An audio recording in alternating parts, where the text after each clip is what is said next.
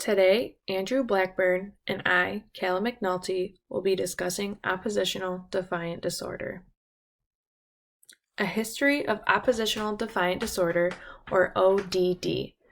The diagnosis of ODD, originally referred to as oppositional disorder, was first introduced as part of the transition from the DSM-2 to the DSM-3. The foundation for contemporary conceptualizations of ODD came from the inclusion of childhood and adolescent disorders associated with delinquency in the DSM-2 in 1968. Rather than relying on specific diagnostic criteria, a 2 to 3 sentence description was provided in the DSM-2, and it was up to the clinician to decide whether an individual's behavior was consistent with ODD. The original diagnosis of ODD in the DSM-3 required that individuals exhibit at least 2 of 5 symptoms over the past 6 months, including violations of minor rules, temper tantrums, argumentativeness, provocative behavior, and stubbornness. Due to the considerable criticism of DSM-3, a work group was formed 3 years after its publication to work on what was supposed to be a relatively minor revision. Evidence suggested that ODD was associated with only minor levels of impairment and was hard to reliably differentiate from conduct disorder, or CD. To address these issues, the Disruptive and Behavior Disorders Work Group added several new ODD symptoms such as spiteful or vindictive, angry and resentful, and clarified others. Changes to the diagnosis of ODD were again made in the DSM-4, and symptoms were removed and others were clarified.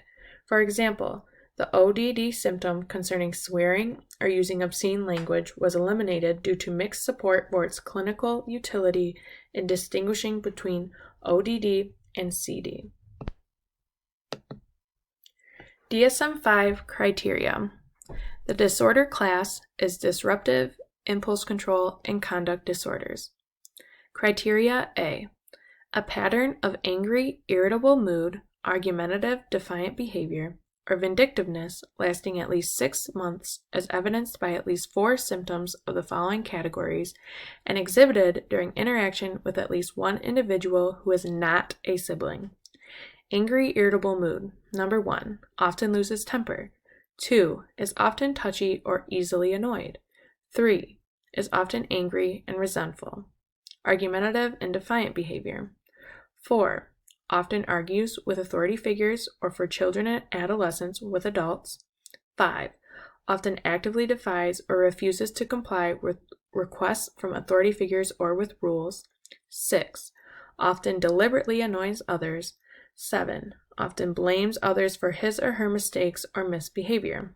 Vindictiveness. Number 8, has been spiteful or vindictive at least twice within the past 6 months. It is important to note that the persistence and frequency of these behaviors should be used to distinguish a behavior that is within normal limits from a behavior that is symptomatic. For children younger than 5 years, the behavior should occur on most days for a period of at least 6 months, unless otherwise noted. For individuals 5 years or older, the behavior should occur at least once per week for at least 6 months, unless otherwise noted. While these frequency criteria provide guidance on a minimal level of frequency to define symptoms, other factors should also be considered, such as whether the frequency and intensity of the behaviors are outside a range that is normative for the individual's developmental level, gender, and culture. Criteria B. The disturbance in behavior is associated with distress in the individual or others in his or her immediate social context, for example, family, peer group, or work colleagues, or it impacts negatively on social, educational, occupational, or other important areas of functioning. Criteria C. The behaviors do not occur exclusively during the course of a psychotic, substance use, depressive, or bipolar disorder. Also, the criteria are not met for disruptive mood dysregulation disorder.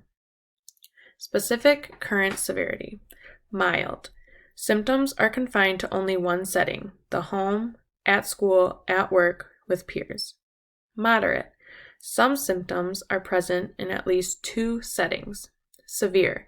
Some symptoms are present in 3 or more settings.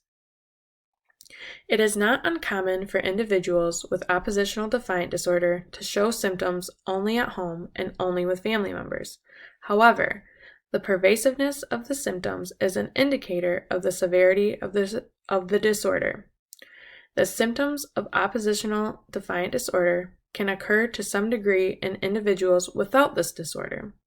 In children and adolescents, ODD is more prevalent in families in which childcare is disrupted by a succession of different caregivers, or in families in which harsh, inconsistent, or neglectful child rearing practices are common. 2 of the most common co-occurring conditions with oppositional defiant disorder are attention deficit hyperactivity disorder, or ADHD, and conduct disorder. ODD compared to similar diagnoses. Conduct disorder. A child with ODD has similar symptoms to children with CD. The behaviors of oppositional defiant disorder are typically of a less severe nature than those of conduct disorder and do not include aggression toward people or animals, destruction of property, or a pattern of theft or deceit. ADHD. ADHD is often comorbid with ODD.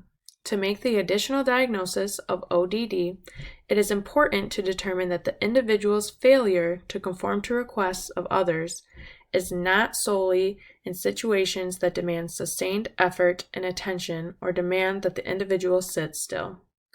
Depressive and bipolar disorders. Depressive and bipolar disorders often involve negative affect and irritability. As a result, a diagnosis of ODD should not be made if the symptoms occur exclusively during the course of a mood disorder.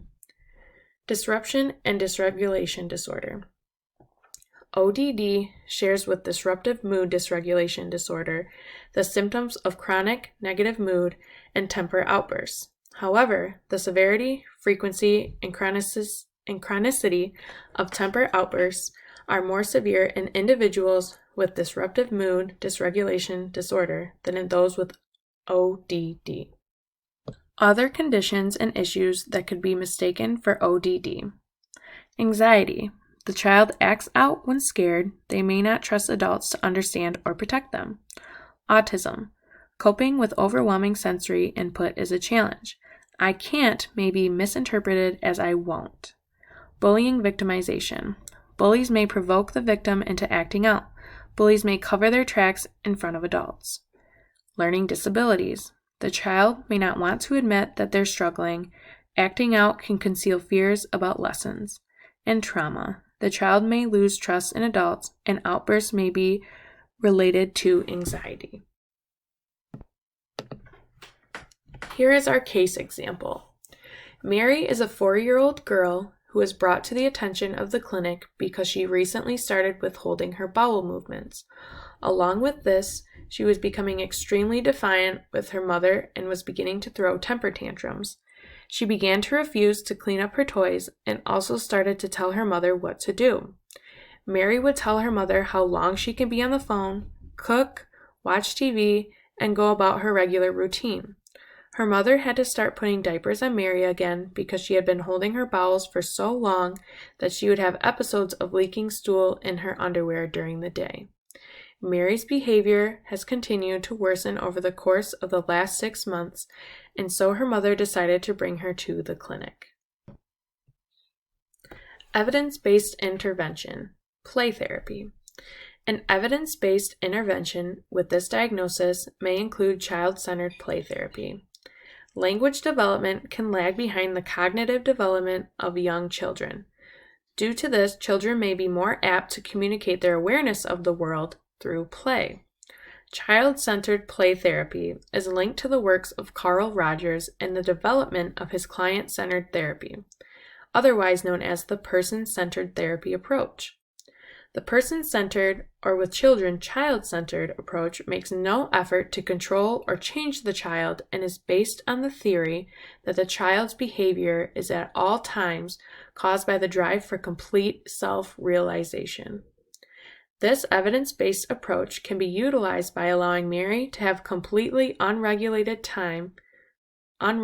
playtime directed by Mary during her therapy sessions. As well as this, it has been prescribed that her mother partake in a minimum of 30 minutes of playtime with Mary every day. During this time, it is essential for Mary to have complete control over the activities of playtime with her mother. Critical thinking. It has been hypothesized by psychosocial theorists that possible contributors to the development of ODD may include social stressors such as parental problems and limit setting, disciplining, and attachment deficits. In the case example with Mary, it appeared as though she had a parent-child attachment deficit that manifested into Mary's persistent stubbornness, resistance to directions, and her defiant, uncompromisable behavior. It can be theorized that Mary's negativistic and defiant, uncompromisable behavior, her encopresis, and the desire to control her mother's behavior are all part of a response to the lack of control over her relationship with her parents. Child-centered play therapy is an applicable intervention in the case of Mary because it allowed her to have complete and utter control over the interaction that she had with adults. As well as this, it gave her an opportunity to express feelings and emotions that she had been unable to verbalize.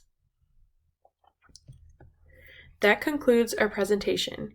Here are our references. Please feel free to contact us with any questions. Thank you.